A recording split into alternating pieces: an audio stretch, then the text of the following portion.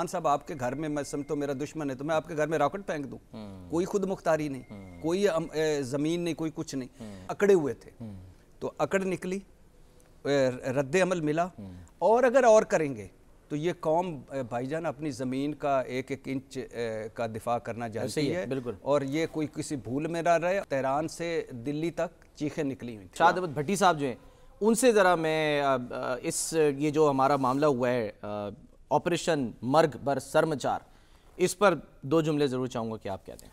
نہیں سر، دو جملے نہیں، اس پہ تو پورا پروگرام کیا جا سکتا ہے، بالکل اس پہ پورے رات بولا جا سکتا ہے۔ بھارتی جارحیت منہ توڑ جواب، ابھی نندن آپ کے پاس، ٹی از فنٹاسٹک، ٹی از فنٹاسٹک، پاکستان زندہ باد، پاک فوج زندہ باد، ایرانی جارحیت اور اس کا منہ توڑ جواب، پاکستان زندہ باد، پاک فوج زندہ باد۔ بھائی جان ہمارے جو بھی اختلافات ہوں، میں شروع سے کہتا ہوں کہ مضبوط پاکستان، مضبوط فوج، مضبوط فوج، مضبوط پاکستان، مضبوط پاکستان، مضبوط فوج۔ اس شہیدوں کی، اس غازیوں کی فوج پہ فخر ہے، اور ہم سلام پیش کرتے ہیں ہر شہید کو، ہر غازی کو، اور اس وقت بھی جو میرے لیے، آپ کے لیے، ہم سب کے لیے سرحد پہ کھڑے ہیں، جان ہتھیلی پہ رکھ کے، اور روزانہ شہادتیں دیتے ہیں۔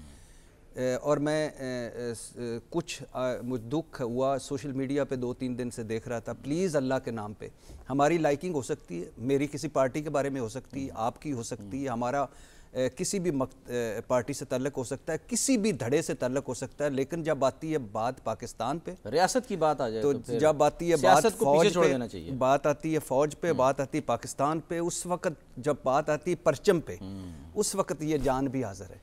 اور میں اب مجھے بڑا فخر ہے کہ یہ میری فوج ہے اور اس نے یہ رد عمل دیا ہے۔ میں نے صحیح کہا نا، جو غلط فہمی تھی لوگوں کو، اور اچھا کہہ رہے تھے کہ یہ نگران سیٹ اپ ہے، وہ سیٹ اپ ہوتا تو یہ ہوتا، الیکٹڈ وزیر اعظم ہوتا تو یہ ہوتا۔ بھائی پاکستان کو میٹر نہیں کرتا، سیٹ اپ میٹر ہی نہیں کرتے، جس نے جواب دینا تھا اس نے دے دیا۔ آرمی چیف تب بھی ہوتا، عاصم منیر صاحب تب بھی ہوتے، آج بھی ہوتے، کوئی دوسرا ہوتا وہ بھی ہوتے۔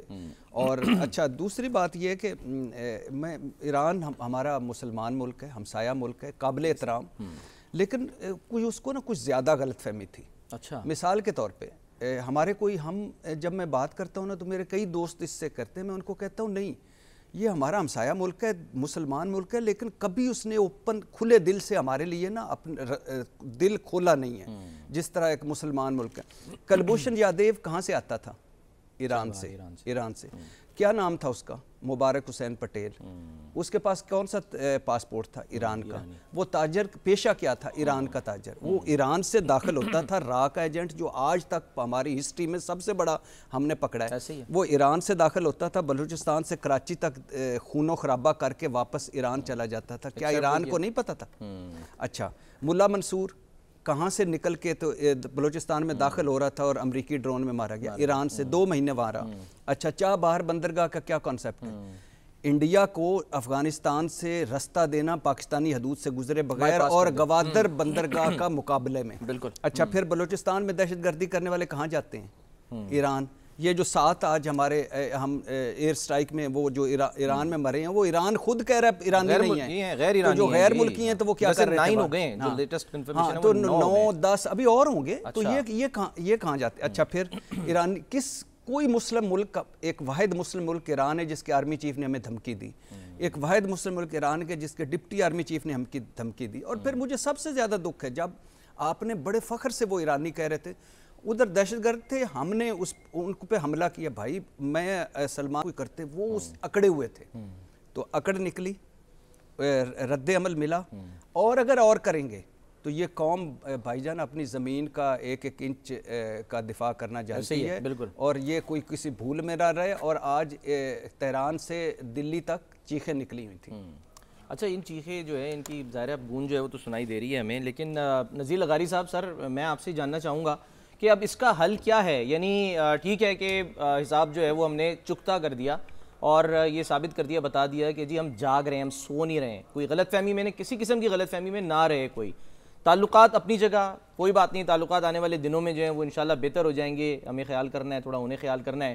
لیکن سر اس کا حل کیا ہے؟ کیا آپ کو لگتا ہے کہ وہاں پر بھی ایک ایسی فورس ہے جو کہ بالکل اتنی زیادہ پاورفل ہو چکی ہے کہ وہ کسی کے کنٹرول میں ہی نہیں ہے؟ میں پاسدارانہ انقلاب کی بات کر رہا ہوں۔ پھر آگے بڑھتے ہیں سر. پہلی بات یہ ہے کہ پاکستان ایک انتہائی ذمہ دار ملک ہے. بے شک. پاکستان روگ اسٹیٹ نہیں ہے. پاکستان ایک ذمہ دار ریاست ہے اور اس کے تمام ادارے اپنی پوری لائن میں ہیں. جس طرح سے اداروں کو ہونا چاہیے اسی طرح سے ہیں. جس طرح سے رسپانس ہونا چاہیے ویسا ہی رسپانس ہوتا ہے. انہوں نے دہشت گردوں کا نام لیا, کسی تنظیم کا نام لیا. کیا تھا کیا نہیں تھا. آپ پاس عام سی چیز تھی نا. آپ کے لیے ایران کے لیے تو کوئی بات نہیں تھی نا. وہ اس کی شیئرنگ, اس پر ہمارا باقاعدہ ڈائلاگ ہو چکا ہے, طے بھی ہو چکا ہے کہ اگر کوئی انفارمیشن ہوگی تو شیئر کریں گے. بالکل. اور اس کے بعد ایسا ہوتا رہا ہے. جب ہمیں انفارمیشن ملی ہے تو ہم نے کارروائی کی ہے. اور ہم کارروائی وہاں کسی کی انفارمیشن سے کیا, خود ہمارے ملک کے اندر ہم دہشت گردی کا شکار رہے. اس پورے کے پورے ریجن کے اندر, یہ ساؤتھ ایشیا میں, سینٹرل ایشیا میں, مڈل ایسٹ کے درمیان میں, سنگم میں ہم بیٹھے ہوئے ہیں.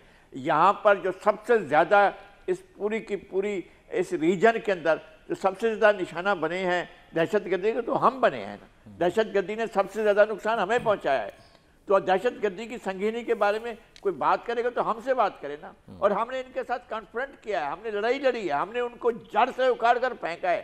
ہم نے وہاں سوات سے ان کا صفایا کیا, ہم نے فاٹا کے علاقوں سے, وزیرستان سے ان کا صفایا کیا, ہم نے پاکستان کے ایک ایک انچ سے ان کا صفایا کیا ہے.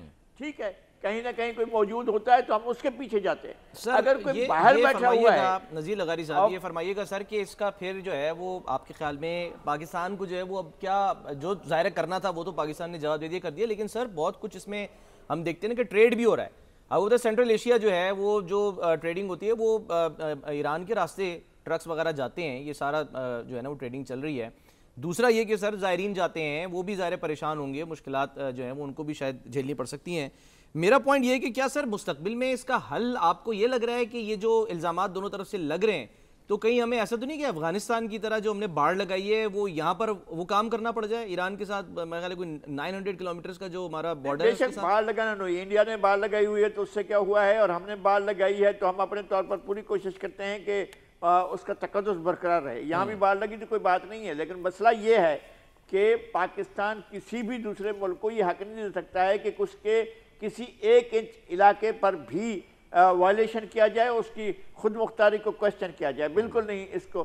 لیکن میں بالکل نہیں چاہتا ہوں کہ اس کو جنگ کی صورت میں چلا جانا ہے. پاکستان کو لڑائی میں جانا چاہیے, پاکستان کو اور آگے بڑھ جانا چاہیے, پاکستان کو بڑا اور رسپانس کرنا چاہیے. قطعاً نہیں. پاکستان نے ایک وار ہوا, ایک واقعہ ہوا, اس کے جواب میں پاکستان نے پوری ذمہ داری کا ثبوت دیا اور وہ ایک واقعہ وہاں بھی ہو گیا ہے. اور ہم نے بتا دیا ہے ایک کی جگہ پر 2 3 4 5 واقعے کر دیا, ہم نے اتنے وہ کر دیا ہے. اور اس کے بعد سب سے بڑی بات یہ ہے, ہم یہ کہہ رہے ہیں یہاں پر کہہ رہے ہیں کہ ہمارے پاکستان میں بچے نشانہ بنے ہیں اور پاکستانی بچے نشانہ بنے ہیں. ایران کا موقف یہ ہے کہ غیر ایرانی نشانہ بنے. اس کا مطلب یہ ہے کہ وہاں غیر ایرانی موجود تھے. اچھا وہ کوئی سیاحت کا مقام تو نہیں ہے جہاں یہ نشانہ بنایا گیا, کوئی سیاحت نہیں ہوتی ہے, وہ اصفہان نہیں ہے, وہ شیراز نہیں ہے, وہ زیارات کا مقام نہیں ہے, وہ قم شریف نہیں تھا, وہ اپنا مشہد نہیں ہے, وہ تہران نہیں ہے, وہ ایسی جگہ نہیں ہے کہ جہاں لوگ زیارتوں کے لیے یا تفریح کے لیے جاتے ہیں. وہاں جو لوگ موجود تھے ان کے بارے میں ایران کو ہی بتانا چاہیے کہ کون لوگ تھے. اور ہم نے تو پاکستان تو کہہ رہا ہے کہ ہم نے ٹارگٹ کر کے وہاں نشانہ بنایا. تو یہ ہو گیا ہے. اب انف از انف. اب اس کے بعد میرے خیال میں اب اس کو ختم ہونا چاہیے. اب نارمل حالات کی طرف ایران کی طرف سے انیشیٹ ہونا چاہیے, پاکستان کی طرف سے اس کو بھی لینا چاہیے. ہمارے بہت سے مشترکہ مفادات ہیں, ہمارا تعلق 1000 سال سے زائد عرصے سے ہے. ہم ایک دوسرے کے ساتھ رشتے پڑوس نہیں بدل سکتے. ہم یہ ہو سکتا ہے کہ اپنے دیگر چیزوں کو تبدیل کر سکتے ہوں, لیکن ہمارے پڑوسی ایران ہی رہے گا, افغانستان رہے گا, انڈیا رہے گا, چین رہے گا. لیکن ہمارے اپنے گھر میں فیصلہ ہمارا ہوگا. ہمارے گھر کے اندر کہیں باہر سے ایک کنکر بھی آئے گا تو ہم اس کو بھی سمجھیں گے کہ اس کا رسپانس کرنا ہے, ہم نے رسپانس کیا ہے, اس سے زیادہ نہیں.